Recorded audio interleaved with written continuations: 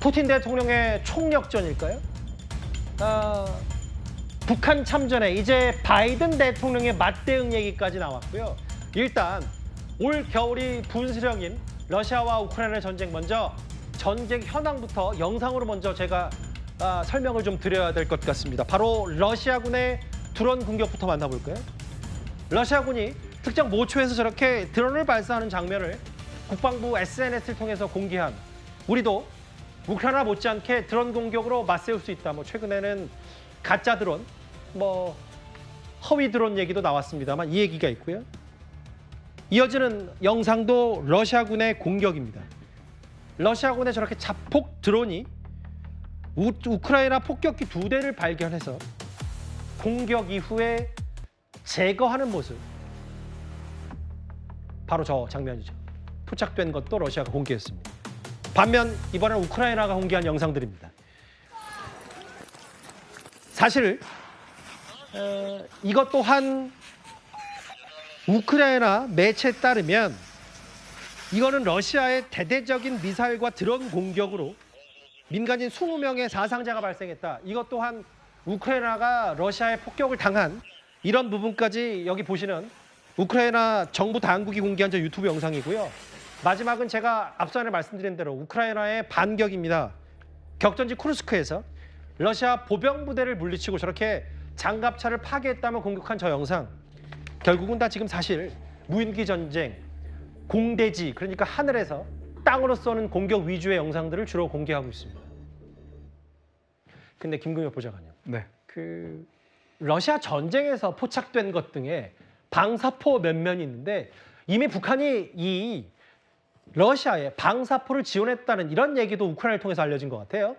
네, 그렇습니다. 이제 영국의 어떤 언론 보도에 따르면 현재 북한이 지금 본인들이 자체적으로 개발한 개량형 240mm 방사포 약 20문과 그리고 또 M1989라고 하는 자주포 50문 가량을 러시아로 보냈다. 그리고 이제 그 M1989 같은 경우에는 러시아로 실려서 가는 영상, 사진이 공개되기까지 했습니다.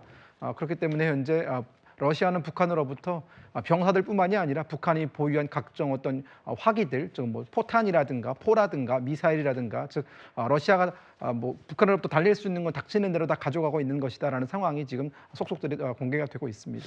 글쎄요, 푸틴의 총력전, 북한 무기까지 들어와서 이 전쟁에 쓰겠다는 러시아, 자주포, 방사포 얘기 있지만 그래서일까요? 미국의 바이든 현 대통령이 러시아 본토 타격을 위한 미사일 발사를 허용했습니다. Одним з головних пунктів є далекобійність для нашої армії. Сьогодні багато в медіа говорять про те, що ми отримали дозвіл на відповідні дії. Але удари завдають не словами. Такі речі не анонсують. Ракети самі за себе скажуть. 글쎄요, 바이든 현 대통령도 이제 강경 모드로 바뀐 것 같은데, 최진봉 교수님. 예.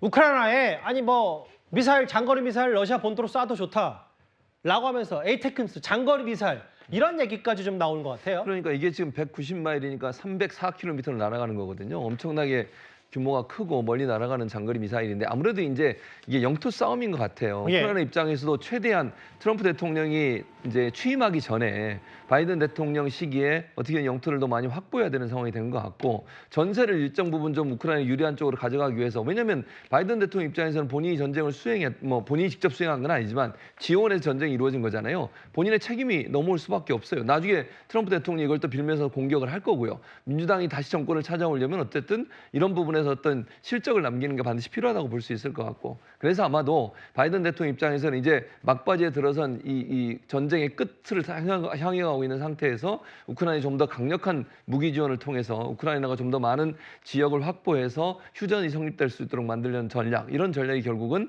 저렇게 장거리 미사일까지 사용을 허가하는 이런 태도로 나온 게 아닌가 이렇게 보여집니다. 북한도 참전하고, 그러니까 이른바 강철비로 불리는 에이테크임스 장거리 미사일까지 본토 타격할 수 있다. 바이든 대통령이 우크라이나를 향해 허용했다. 러시아는 이걸 3차 세계대전을 향한 매우 큰 발걸음이라면서 비꼬면서 미국과 우크라이나를 싸잡아 비판했는데요. 김금엽 보좌관님, 이걸 북한의 입장에서 봤을 때 결국은 이렇게 본토 타격까지 미 행정부가 허용을 한 상태고, 그러면 올겨울 트럼프 취임 전까지 이른바 고지전, 땅 따먹 게임 했을 때 피를 흘리는 건 또 이렇게 되면 북한군 아니냐. 북한군의 또 파병, 무기 지원까지 더 전사적으로 이루어지는 거 아니냐. 이런 우려와 걱정은 분명히 있는 것 같습니다.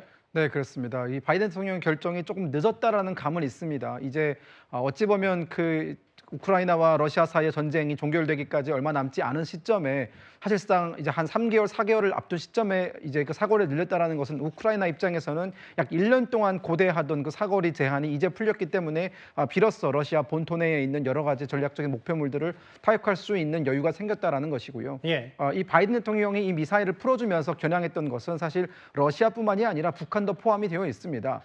구체적으로 말씀을 드리면 현재 러시아 영토 내에는 북한군이 머물 수 있는 다양한 캠프가 존재를 하는데요. 우크라이나군 입장에서는 그 캠프의 존재라든가 혹은 그들의 훈련 시설을 다 알고 있으면서도 이 미사일의 사거리가 제한을 받다 보니까 목표물을 알면서도 공격하지 못했던 상황이 지금까지 지속되어 왔었거든요. 예. 하지만 이번에 이제 그 미사일의 사거리가 모두 해제가 되면서 사실상 300km, 350km까지 날아갈 수 있죠. 그렇다 보면은 이 쿠르스크 일대에 밀집해 있는 북한군의 어떤 후방 작전 기지라든가 혹은 총 어떤 그 지휘부를 일거에 타격할 수 있는 그런 열쇠가 우크라이나 손에 쥐어진 것이기 때문에 사실상 북한군의 어떤 운명이 경각에 달했다라고 보시는 게 맞습니다. 그러게요. 그 뭐 전투는 더 격화되고 있고 아예 미국 대통령이 러시아 본토 타격까지 허용한 이런 급격하게 격화되고 있는 전황 얘기를 해봤는데 북한군은 이제 파병 말고도 무기 지원까지 적극적으로 하고 있다.